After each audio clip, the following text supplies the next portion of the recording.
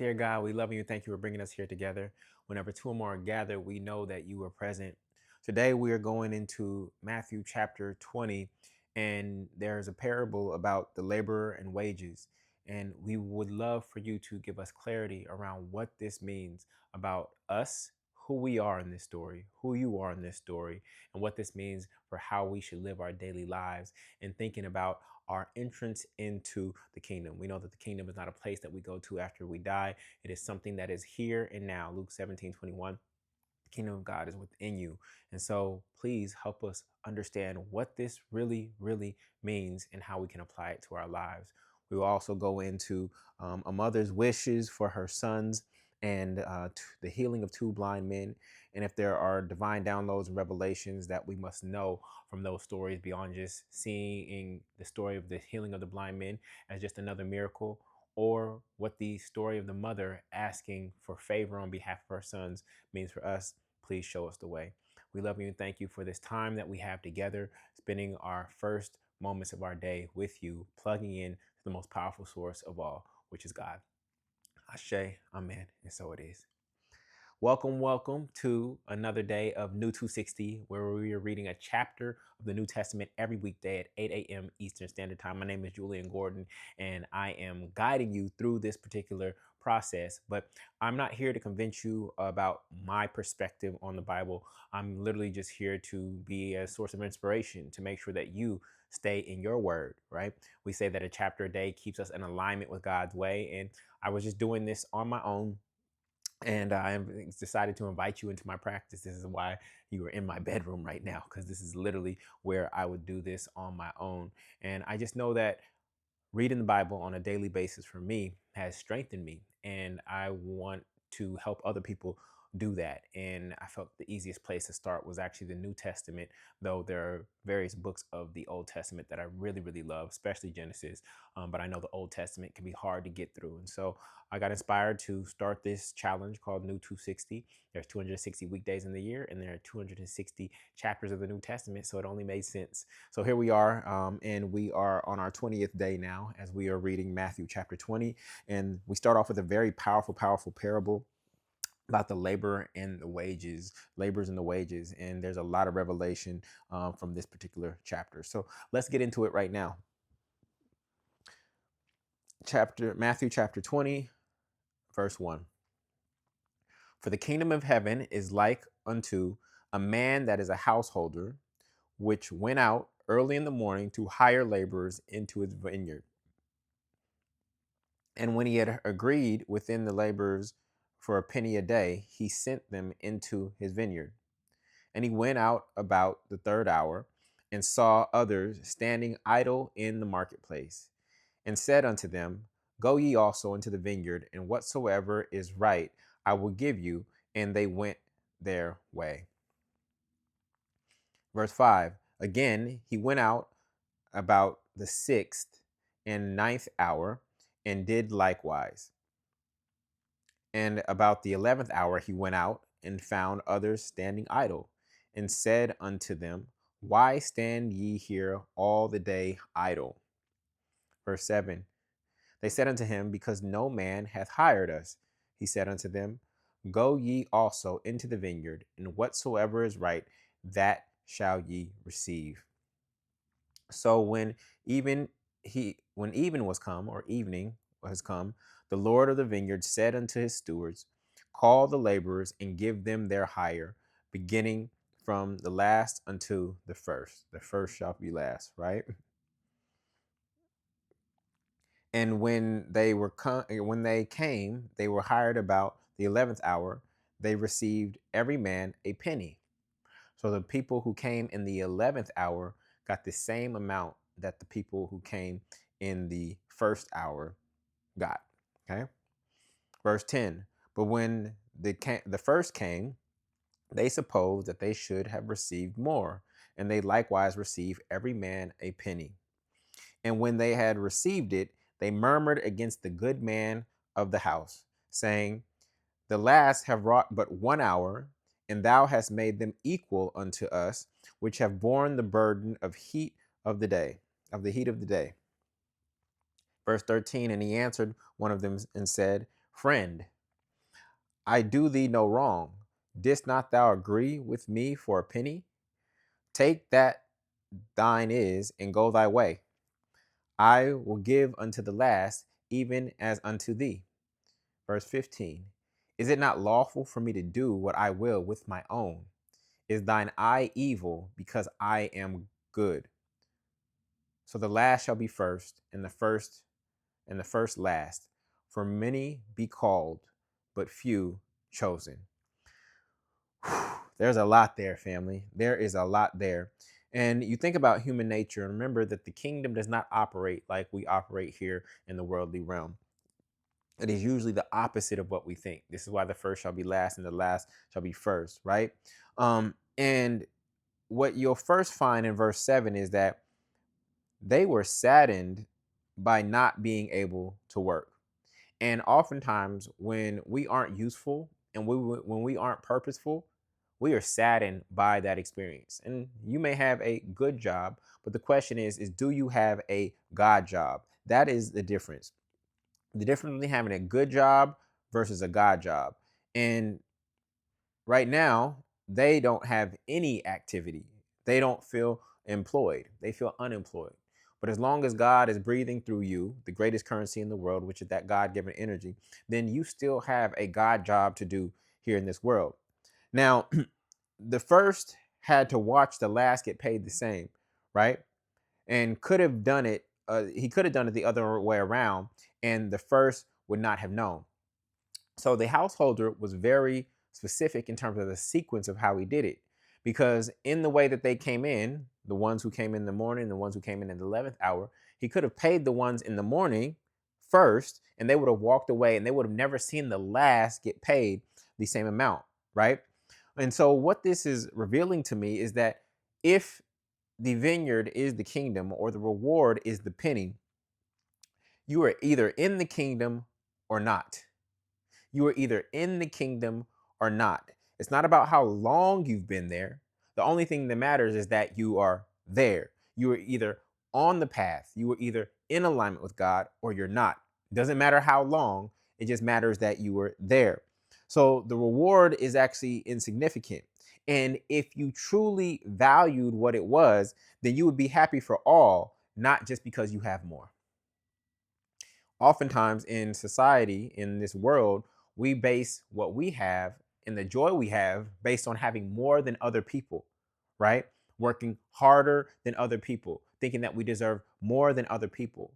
But the kingdom is the greatest reward there is.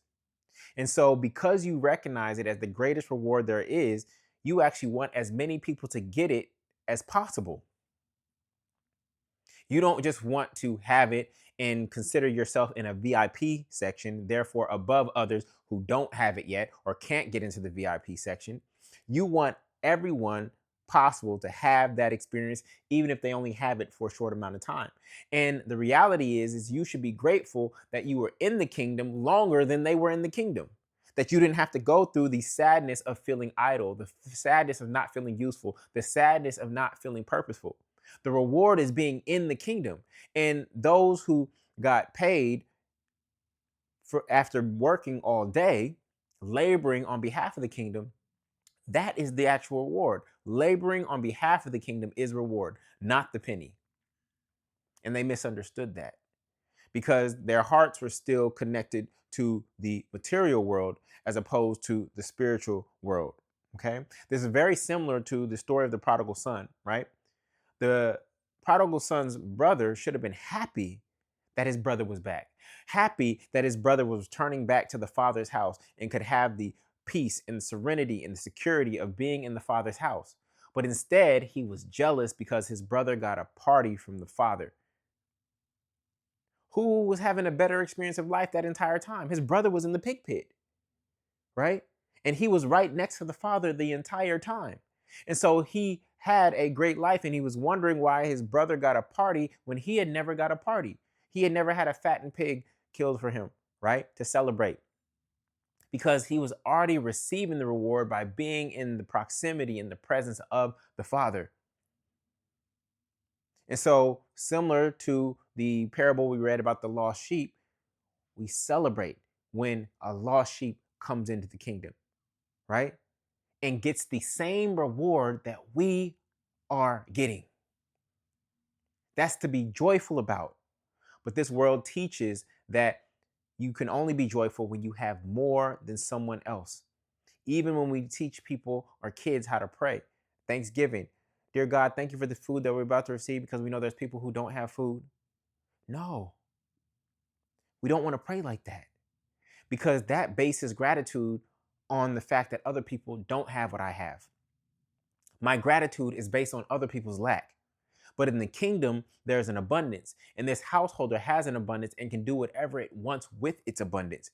We would rather that everybody be able to partake and enjoy, not be grateful or happy because we have more than somebody else. And so the laborers who came in early, they missed the mark.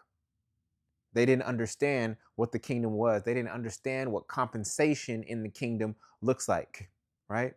Again, you're either in the kingdom or you're not. It doesn't matter when you entered the kingdom.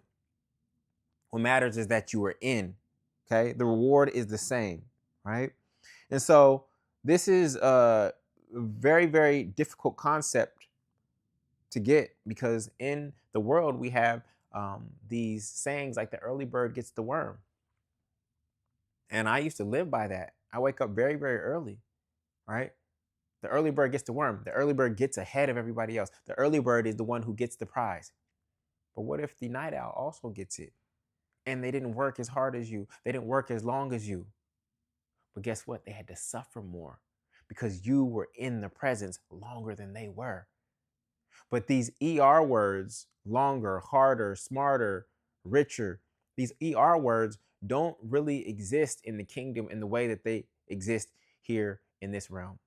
You're either in or you're out. That's all that matters. Because the kingdom, being in the kingdom, is a reward, not this material, monetary substance that is really an earthly concept, not a spiritual concept. All right? All right. So I hope that blessed you. In fact, concluding with verse 15, if thine eye be evil, right? We've talked about the single eye already, right? If thine eye be single, thy whole body shall be full of light. What is the single eye? What is the single eye? It's our mind's eye. It's the God's eye. It's our inner eye. It's what some people call the first eye, or that they actually call it the third eye. I call it the first eye because it is the eye through which we see beyond the physical reality, beyond the material metrics of success like this coin, right? But if is thine eye evil? Because I am good, meaning that they saw through a negative lens. Instead of being grateful that their other brothers were now employed, now in purpose, and now in the kingdom just like them, they saw through a negative lens. And they saw this as a bad thing as opposed to a good thing. We've actually had this happen in society recently where people were being forgiven of their student loans. Let's say that you were burdened by your student loans, but ultimately you paid them off over time. And then somebody else, you didn't like your student loans when you had them. And then somebody else gets their student loans forgiven them just like that. They paid the minimal payment, didn't pay anywhere close to what you paid, right? But they get their student loans forgiven like that. Do you care? Does it matter? Your loans are paid off and their loans are paid off. You didn't like your loans when you had them. Shouldn't you be happy for them? It didn't come from your pocket. I mean, from a taxpayer perspective, it kind of came from your pocket, but United States is in infinite amount of debt anyway. So does it really matter to you? Should you be jealous of somebody who got their student loans forgiven? Or should you be happy because you didn't like student loans when you had them either? And you know what that would have done for you if somebody would have wiped your student debts clean. You would have been able to buy real estate earlier, invest earlier, save more, get out of your credit card debt. Shouldn't you be happy for them and not mad? So we've actually had this happen in real life in society. And so this is an example of how the kingdom actually works. Verse 17, and Jesus going up to Jerusalem took the 12 disciples apart in the way and said unto them, apart in the way. What did I say Christianity was called before it was called Christianity, it was called the way. When Yeshua was here, it was called the way. Okay. Took them apart in the way and said unto them, behold, we go up to Jerusalem, and I've also encouraged you to look throughout the Gospels. Yeshua goes up and goes down, goes up and goes down. We know that Jordan means descender, so that's an example of going down into the Jordan. Okay, we're going up to Jerusalem, we're going down to Capernaum, right? So Yeshua is going from Jesus to Christ to Jesus to Christ to Jesus to Christ until those things really become one throughout his journey in his ministry. Behold, we go up to Jerusalem, and the Son of Man, right? Son of Man is the lower self. This is the lower self, and then there is the Son of God, which is the higher self. There's Jesus, and then there's the Christ, right? There's the physical man, the material man, the natural man, and then there's the spiritual man, right? So he's saying the Son of Man shall be betrayed unto the chief priests and unto the scribes, and they shall condemn him to death, right? Verse 19, and shall deliver him to the Gentiles to mock and to scourge and to crucify him. And the third day he shall rise again. So Yeshua's talking about, we believe, himself in the third person, unless he's referring to the Son of Man as a concept, as humanity at large, or is he referring to himself because he's talking about it in the third person instead of saying me, right? Because if he were to say it again differently, he would say, behold, we go up to Jerusalem, and I shall be betrayed by the chief priests and the scribes, and they shall condemn me to death, and shall deliver me to the Gentiles to mock me and scourge me and to crucify me. And on the third day, I shall rise again. He didn't say it that way. Why? I don't have the exact answer, but it's just something to consider. What does he mean by the Son of Man, right? Is that a concept of humanity? Being are we collectively being betrayed by the institution of religion? Because if we were to make this a humanity thing, then it's us being betrayed by religion, by lawmakers, by man-made law, right? And actually condemning us to death, and that we get delivered to those who don't believe in these spiritual concepts, right? And we collectively get crucified for our beliefs. That is a way to interpret it. I'm still asking for divine guidance on that, but there's a reason why Yeshua speaks of the Son of Man in the third person as opposed to himself. Okay? Just something to observe. Now we're going to get into the mother's request. Then came to him the mother of Zebedee's children with her sons, worshiping him and desiring a certain thing of him. And he said unto her, what wilt thou? She said unto him, grant that these my two sons may sit, one on the one on thy right, and the other on the left, thy left, in the kingdom. Okay. Verse 22. But Jesus answered and said, ye know not what ye ask. Are ye able to drink of the cup that I drink of, and to be baptized with the baptism that I am baptized with? They said unto him, we are able. And he said unto them, ye shall drink indeed of my cup, and be baptized with the baptism that I am baptized with. But to sit on my right hand and on my left is not mine to give, but it shall be given to them for whom it is prepared of my Father. So there's a couple things that Yeshua is communicating to us here right now. So the first thing is I want you to notice is that throughout the Bible, there are several stories where women are intervening on behalf of a man. So here we have an example. We have Rebecca, Jacob's mother, intervening on his behalf to actually get Esau's blessing. We have Herodias' mother with John, the beheading of John, which we read about in this chapter. And we have Sarah with Isaac. So there's this interesting pattern that I'm noticing of women intervening on behalf of man. Don't know what that means yet, but I'm just seeing a pattern. Okay. Now the other thing to notice here is that Yeshua is talking about a different baptism than the baptism by John. Okay. He's basically saying that I have not been baptized yet. Are ye able to drink the cup that I drink and to be baptized with the baptism that I am baptized with? I don't think he's referring to, oh yeah, I was baptized by John. We know that Yeshua baptizes by fire, John baptized by water. So the way Yeshua thinks about baptism, baptism the is not this symbolic event. Baptism is actually the journey. Because remember, when Yeshua was about to get crucified, he says, take this cup from me. Are you able to drink of the cup that I shall drink of? So Yeshua thinks of this cup and baptism as the journey that his soul must take to become cleansed and to become purified. Now, people will argue Yeshua is already pure, this and that. Then why would Yeshua have to go through a baptism if he's already pure, if he's already perfect? Isn't baptism about the purification? Baptism by fire about purification, baptism by water, the symbolic baptism of outward cleaning of the flesh. Baptism by fire is the purification of the soul, of the heart. So, one, why does Yeshua have a baptism at all? We have to ask that question. And what does Yeshua mean by baptism? It seems like he's not talking about, are you able to be baptized in the Jordan River like I was by John? Well, John is already beheaded. So physically that would not be possible. But that's not what I think he's referring to here. The other thing is that their mother sees the kingdom as this hierarchical thing. And we actually have established that there is hierarchy.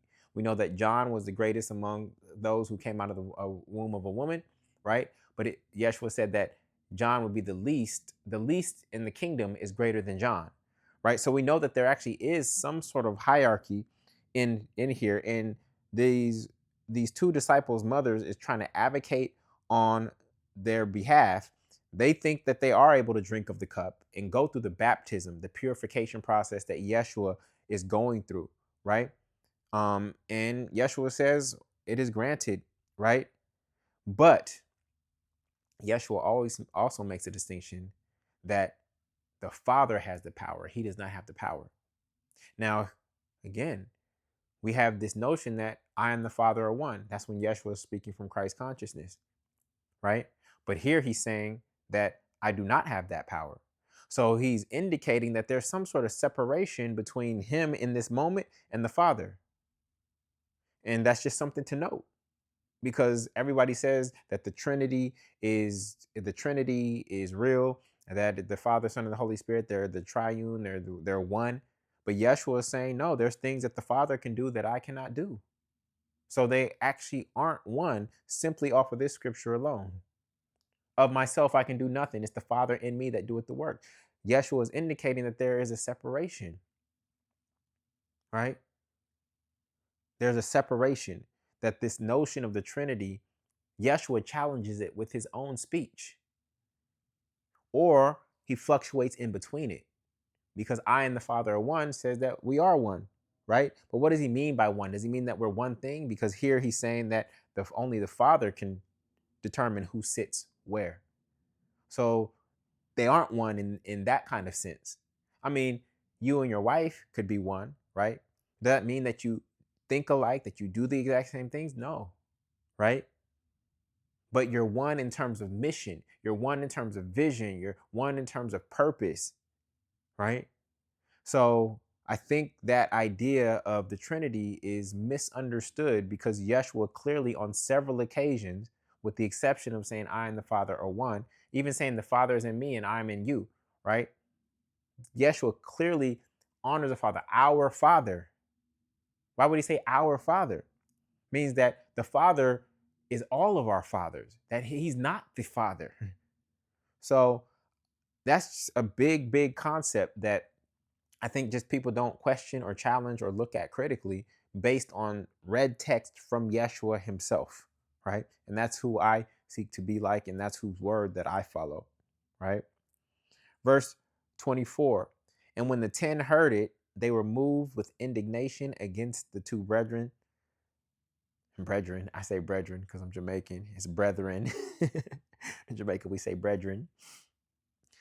But Jesus called them unto him and said, Ye know that the princes of the Gentiles exercise dominion over them, and they that are great exercise authority upon them.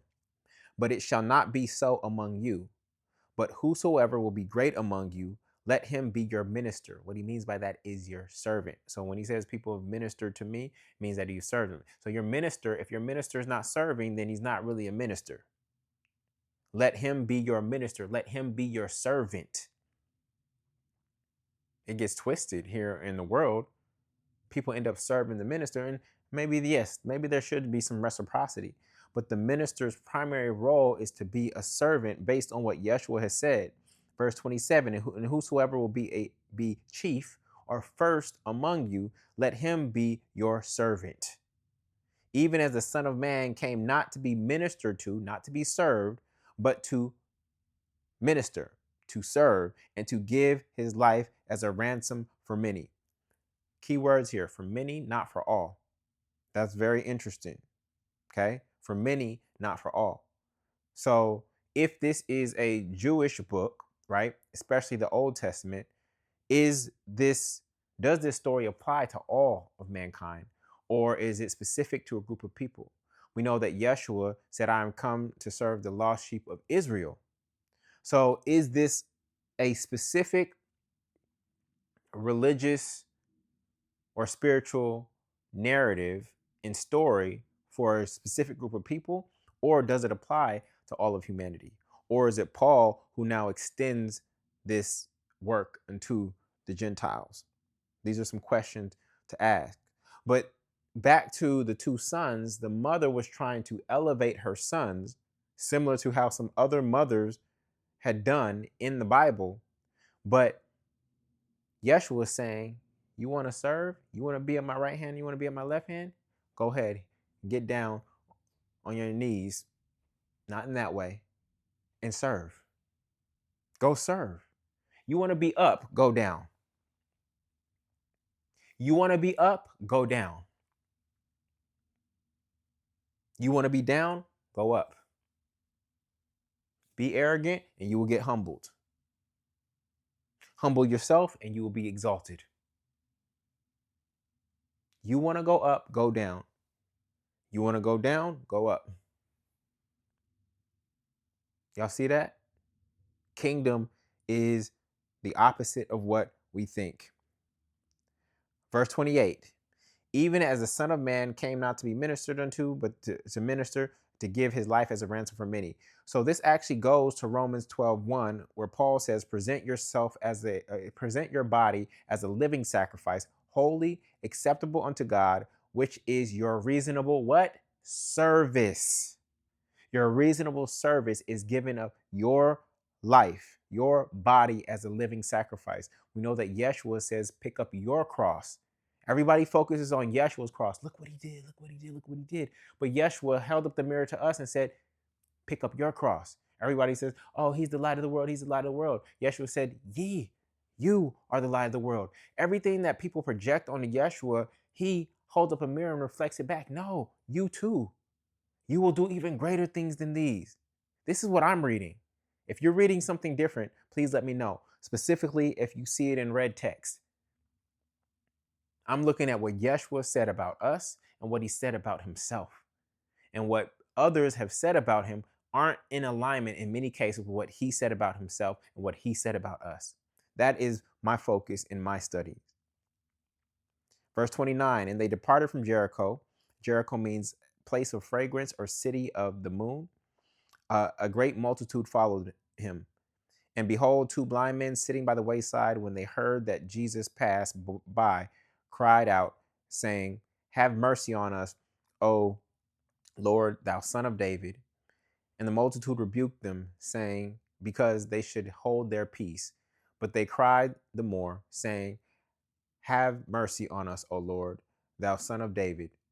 Verse 32, and Jesus stood still and called them and said, what will ye that I shall do unto you? Okay, what would you have me do unto you? God asks for permission before he takes action. They said unto him, Lord, that our eyes may be open. Like, it seems like it'd be obvious, and it seems like Yeshua, as this, if you perceive Yeshua as the Son of God, would know what they wanted already, but even still, he asked. So Jesus had pity or compassion on them and touched their eyes, and immediately their eyes received sight and they followed him. All right. So you have to be in the way of Christ and truly want it in order to be healed. And that's not just outward healing. Remember, we said blind is looking at the world with the wrong perspective. It's not just a physical blind, right? Dumb, meaning voiceless, unable to speak your truth, right? Even the invalid sitting by the pool with 5 pillars, having invalid thoughts about himself.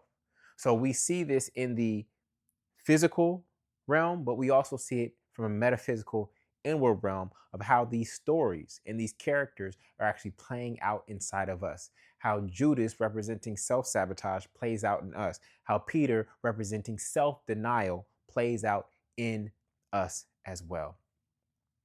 So I hope that the decoding of these parables and these stories have given you new revelation, new divine downloads, and new insights about who you are in relationship to the kingdom, who is actually elevated in the kingdom, right? And what I get from that is that it is those who are in service, not because someone has tried to lift you up, but because you have humbled yourself, knowing who you are and how powerful you are, have humbled yourself and actually are serving at the greatest level, which is the lowest level.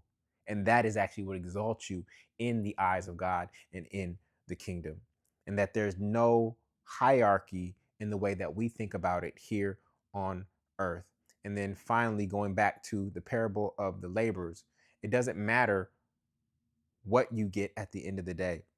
What matters is that you are in the presence of God, that you are in the vineyard, that you are connected to the vine. That's what matters. And when another brother or sister comes in, no matter when they come in, we should celebrate, we should rejoice, and be grateful that they are now receiving the exact same experience that we are receiving from being in the presence of the Most High. I hope that blessed you. I hope you stay in the presence of the Most High today. Stay in the kingdom. I wish you a blessed, blessed day, and I'll see you for our next reading at 8 a.m. Peace.